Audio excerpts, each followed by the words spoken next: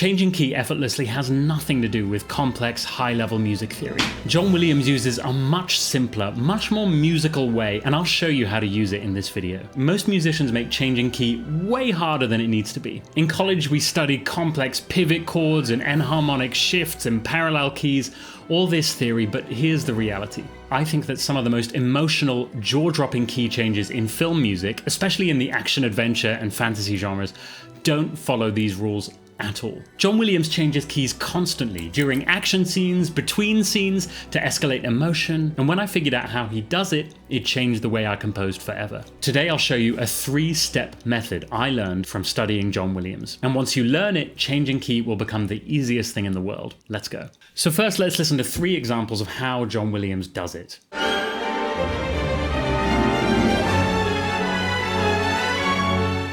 Did you catch that? Let's listen to another example.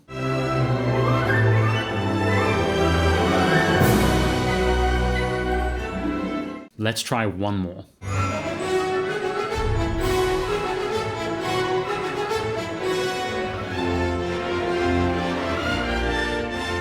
Now, how do we understand this, and what's wrong with the old way? Let's start with Hedwig's theme. G minor, straight to F sharp minor. Well, what do you call that? Do you call this a chromatic modulation? Leading note modulation? You know, we could give it a name. We could say this is a chromatic modulation, but that doesn't tell us how John Williams actually got there. Or what about the Quidditch match? That is A major with an F sharp to F major. You know, you could call that a chromatic modulation or a voice leading modulation. Some people might like to call it that, but that doesn't really tell us how to do it well. Nowadays, when I learn music from the greats, I'm less interested in finding the correct name for something, and I'm more interested in asking the question, how the hell did they actually do that? So let me show you how the hell is he doing that in a way that you can apply straight after this video. Let's break it down into 3 steps. Step 1, make your bass the main character. It's way too common for people to think of the bass as just the root of the chord. But for John Williams, the bass is so often a main character. John Williams' basses are always very, very active. So much more than just the bottom note of the chord. John Williams creates such a mobile bass, and he does this well before the key change. We get used to the bass having a lot of movement and character, so that when it is time for the key change, it happens easily. You know, listen to this. When he's going from G minor to F sharp minor, the bass is going from G to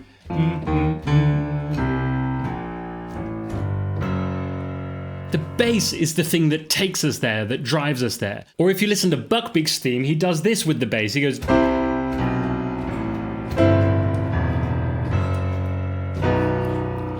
It's the bass that makes that earth-shattering key change. The bass leads the way. And how does he do it in the Quidditch match? Well, we're in A major. And if you look at the cellos and the bassoons double them, it goes...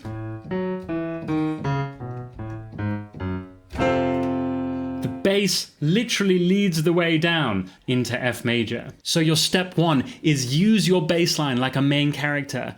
The bass is the foundation of everything. If you have a strong, characterful bass line, it's so easy to change key by leading with the bass line. By the way, if you want to practice writing like this, we are running a free 5-day challenge where we'll write a full John Williams inspired cue together. Melody, harmony, structure, orchestration, all of it in nice daily segments. So you can easily write 30 to 60 seconds of finished music. Last time we had almost 2,000 composers joining, and people loved it. It was an excuse to write again, finish music again in a community, and to learn a new style. It's free, it's fun, it's designed to be easy to follow, and it's built to get you straight to composing without loads of lectures. The link's below if that sounds like fun to you. So step 2 is stick the landing. What makes John Williams' key changes so effective is he doesn't just change key, he arrives somewhere. It's not about where he lands, it's that the moment he arrives, he hits you with a clear, confident theme or statement. If you're gonna shift into a big new key, then make it count. So you need to land with that confidence, that musical clarity. We hit the new key, and at the same moment, we got a clear presentation of a big idea, and that's what makes people say, wow. If you listen to Hedwig's theme, he really makes this key change count.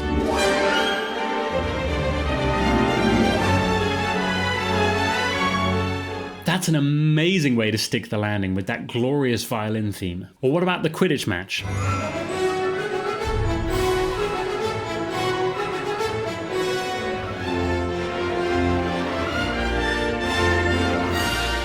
When he hits F major, he gets that, which, fun fact, John Williams calls the school song in his handwritten sketches. That presents the new key change with big new theme, which is why it hits so well. And what about Buckbeak's Flight? Well, there's a timpani roll, there's crash cymbals, and there's a lot of piccolo and flute runs, which really make that new key land, even if it is the end of a cue and not a big new theme. So step 2 is stick the landing with a lot of confidence to make that new key really land. Now step 3 is steer your top line towards the new key. And to be honest, this one's even optional, but it helps a lot to tie everything together.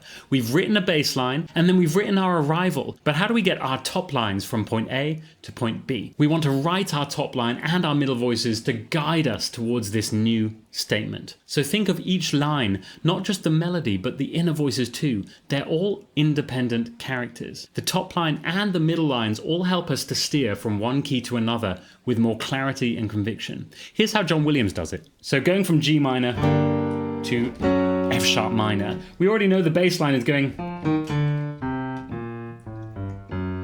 But how is the top line going to go from G minor to the wonderful theme of ya dee dee dee dee dee dee dee dee dee? Well, John Williams writes the top line to go.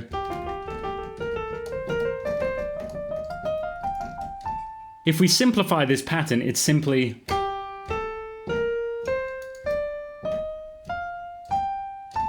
as the bass is moving down, the violins are moving upwards in contrary motion, and together, top line and bottom line work in tandem to lead into that gorgeous key change. The bass line is the most powerful thing. I mean, Brahms always started with just bass and melody because that bass line has so much potency. You will understand this once you begin playing with this trick, just how much power the bass has.